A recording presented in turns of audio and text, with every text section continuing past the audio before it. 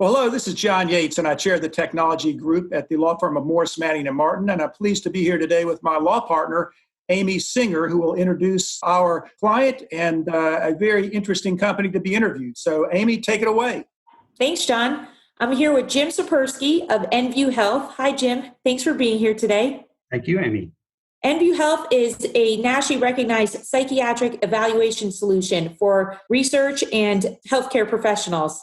So, Jim, tell us about nView. What's your elevator pitch, your mission statement?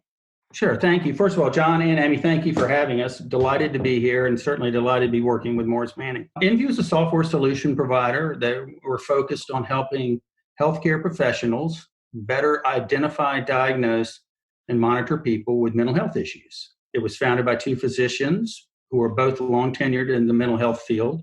And what started out really as a paper-based assessment tool over 25 years ago and was targeted helping really large clinical research organizations better qualify candidates for big pharmaceutical studies. It was a tool that's become kind of a gold standard essentially in the research area for clinical research organizations, for academic research organizations, going back quite a while. In 2017, we moved it to digital and formed nView Health to deliver those solutions under a SaaS cloud-based model so we could deliver them globally and digitally to customers all over the world. In June of 2019, which is where my involvement largely came in, BIP Capital in Atlanta did a seed investment of a little over $4.5 million.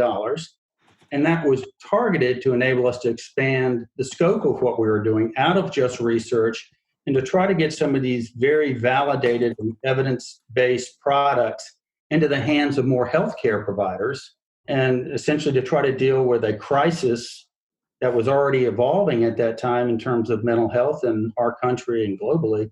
And that was pre-COVID. And now it's, of course, with the COVID-19 issues, it's kind of its own pandemic. Right, that's great. So tell me, how is your solution different from your competitors? What kind of advantage do you bring? Yeah, our core solutions are different in the sense that they are actually structured diagnostic interviews. And I emphasize diagnostic. There are a lot of tools out there today that provide more or less a short assessment of symptoms. So someone thinks they're depressed or thinks they may have anxiety, and it addresses the symptoms. What we provide is something that's much, much deeper than that. It provides effectively a diagnosis that a human, because only a human can provide a diagnosis, physician, clinician, therapist, can then confirm that diagnosis. And we have a series of products that have developed from that, coming out of those core products that have been around for a long, long time, that are, again, all highly accurate, proven, evidence-based, and have a breadth to them that most tools that exist certainly in the commercial world today do not have. An example is where most tools that are out there today may assess for one specific disorder like depression. Ours can, in the same amount of time, quickly assess for up to 17 adult and up to 24 pediatric disorders. So our flagship product, the M.I.N.I, which is all this is predicated around, is probably the most cited health assessment solution on the planet at this stage. I believe it's cited more than 17,000 times over the years. And we're kind of using that dollars from BIP to advance that further into the healthcare world and try to get these proven solutions in the hands of really healthcare professionals where the need is really great today and growing. And you might ask, why is that really important and why is that different? And one of the things that most people aren't aware of, or they are if they try to get an appointment perhaps, is there just not enough mental health care professionals out there today, psychologists, psychiatrists. And as a result of that, primary care physicians or ER docs or a number of people who are, in fact, probably less trained for mental health issues, have become a de facto backstop for dealing with mental health. Today, about 80% of the psychotropic drugs that are prescribed for mental health issues are being prescribed by primary care physicians. And again, they don't have the right tools. They're doing the best they can with the tools they have, but the tools they're using today are generally one-dimensional, they're ineffective.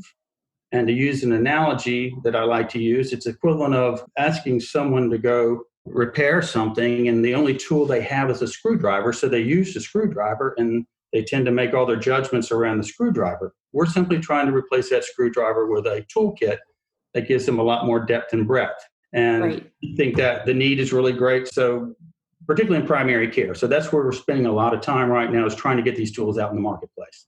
Right. Yeah, it's really important to be able to identify and treat the whole symptom. So if someone identifies with depression, but yet they also have bipolar and other things that maybe weren't diagnosed, the treatment must be really different for that person who has depression than another person who has other symptoms that are not being identified by that primary care physician.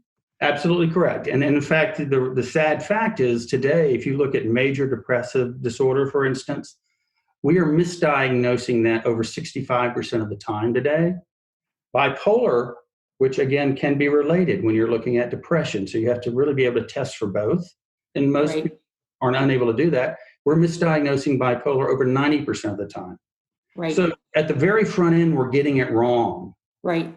So one of the ways I like to typically look at it is terms of looking at, if you look into the future, we have all these great things happening in digital health. You have artificial intelligence, you have telehealth taking off. These are some of the silver linings of the fact that this pandemic has been here, is these technologies which were used before are now universally used. And those cows are out of the barn. But the problem is still at the very front end of this. If you look at value-centered models, or you look at the future of healthcare or step care, how do I identify what the problem is in a patient?